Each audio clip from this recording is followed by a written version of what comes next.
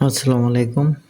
আজকে আমরা প্রশ্ন সমাধান দেখব। জেলা প্রশাসকের কার্যালয় কিশোরগঞ্জ, অফিস সহকারী কাম কম্পিউটার মধ্যকরিক। এখানে সময় ছিল 90 মিনিট, মান ছিল 100, পরীক্ষার তারিখ ছিল 24/7/2026। তা প্রথমে ছিল অর্থসহ বাক্য রচনা করুন। খণ্ডকলয়, ভীষণ ব্যাপার, মন্নামতি, অস্থির মানবমন, ওজনের গৈয়ার্থ, সহজলভ্য, কাক ভূষণ দীর্ঘজীবী। তারপর আছে গোকুলের খার অর্থ স্বেচ্ছাচারী। তারপর 2 নম্বর ছিল শুদ্ধ বানান লিখুন। তারপর 3 নম্বরে ছিল একটি সামাজিক সমস্যার কথা বর্ণনা করে এবং সমাধানের ব্যবস্থা গ্রহণের অনুরোধ জানিয়ে জেলা প্রশাসকের বরাবর একটি আবেদন লিখতে বলছে। তারপর 4 নম্বর ছিল বাংলায় অনুবাদ লিখতে বলছে। এখানে উত্তর দেওয়া রয়েছে, আপনারা এগুলো দেখবেন। তারপর 5 নম্বরে ছিল অনুচ্ছেদ হাওর অঞ্চলের চ্যালেঞ্জ ও সম্ভাবনা নিয়ে একটা অনুচ্ছেদ লিখতে বলছে। তারপর ছিল ইংরেজি 25 মার্কে শুদ্ধকারে লিখুন, যেমন কিন্ডার গার্ডেন, তারপর আছে অ্যাবসেন্স ব্যাকআপ, তারপর আছে বাইটেন, তারপর সেপারেট।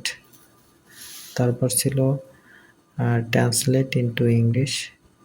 আমার যখন 5 বছর তখন আমার দাদা মারা যায়। When I was 5 years old, my grandfather died.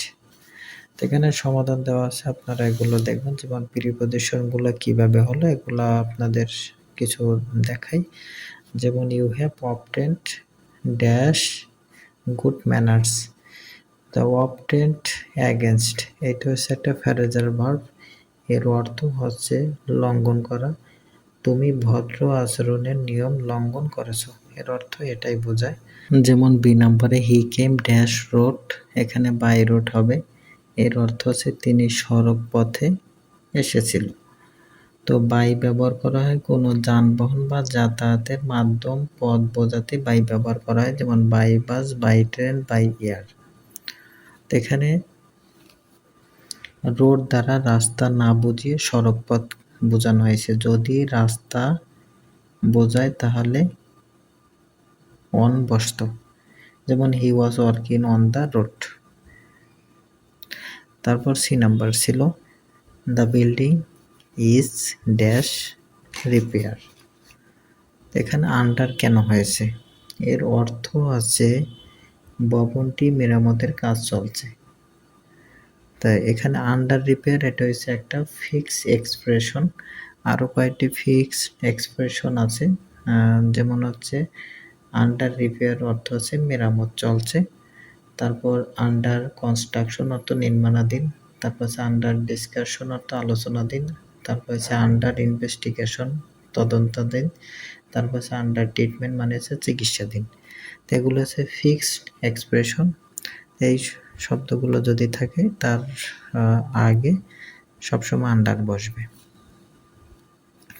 তারপর হচ্ছে ডি নাম্বার হচ্ছে হি স্টিক টু। তো স্টিক টু হচ্ছে একটা ফ্রেজাল ভার্ব। স্টিক টু অর্থ অটল থাকা। সে তার সিদ্ধান্তে অটল থাকে। তা হি stick to his decision.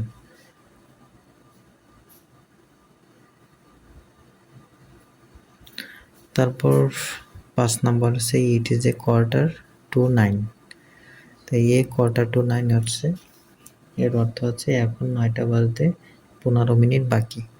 It is a 8:45, এখন 9টা বাজতে 15 মিনিট বাকি। ইট ইজ এ কোয়ার্টার, এখানে পাস্ট যদি বসে তাহলে 9টা বাজে 15 মিনিট। তো এখানে টু বসানো যায়, তারপর পাস্ট বসানো যায়। তো এইরকম প্রশ্ন অনেক ট্রান্সলেট টু ইংলিশ আসতে পারে, তাই জন্য আপনারা এইরকম সবগুলোর বাংলা অর্থ বুঝে বুঝে পড়বেন।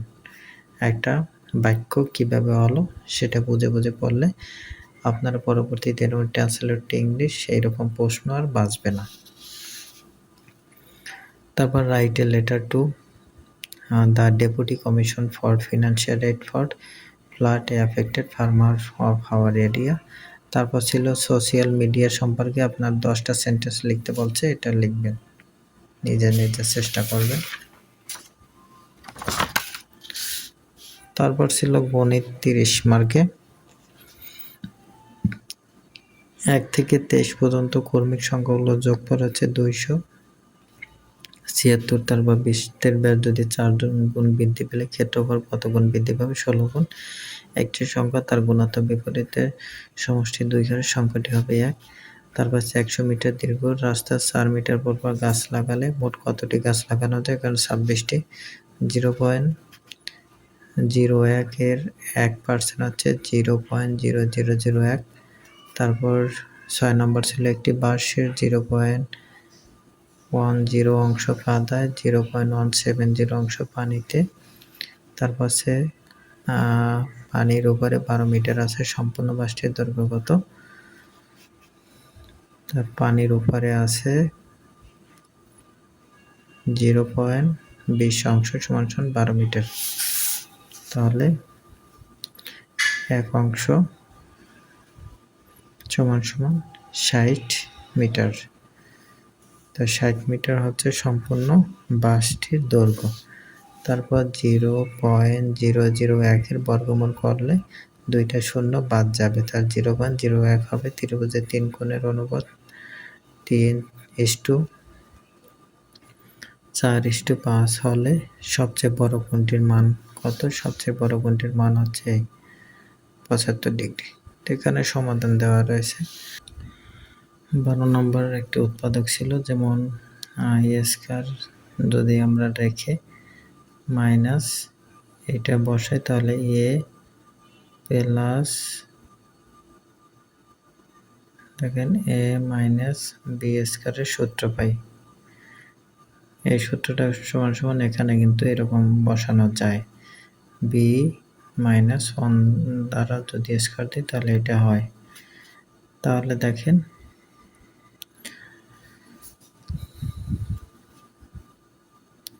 এ স্কয়ার মাইনাস বি স্কয়ারের সূত্র অনুযায়ী একবার প্লাস করতে হবে, একবার মাইনাস করতে হবে। তাহলে দেখেন এটা বসেছে।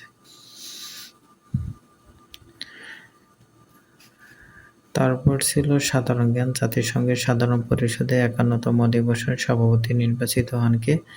ডক্টর খলিলুর রহমান। বাংলাদেশ ক্রিকেট বোর্ডের বর্তমান সভাপতি হচ্ছে তামিম ইকবাল। ইউরোপের মাটিতে ইউরোপের কোন দেশের সাথে বাংলাদেশের জাতীয় ফুটবল দল প্রথম জয়লাভ করে? এটা সান মারিনো।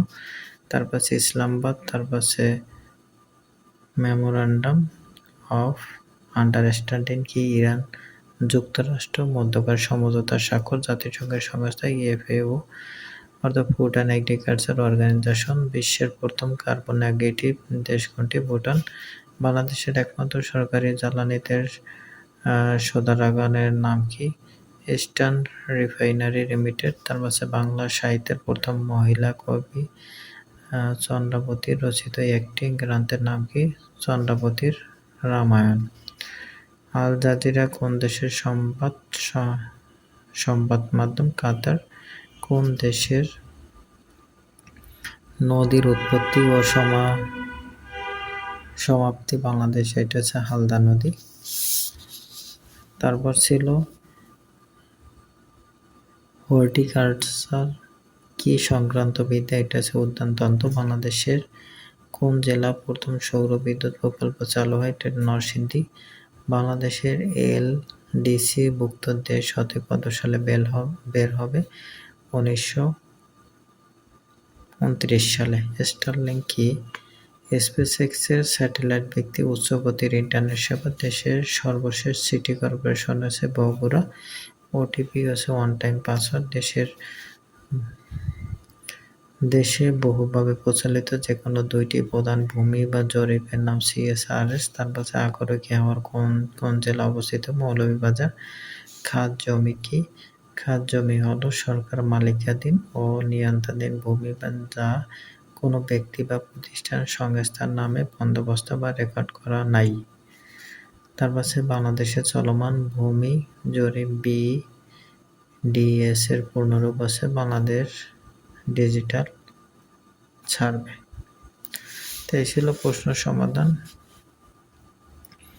ভিডিওটি ভালো লাগলে অবশ্যই লাইক, কমেন্ট, শেয়ার করবেন। সবাইকে অনেক ধন্যবাদ।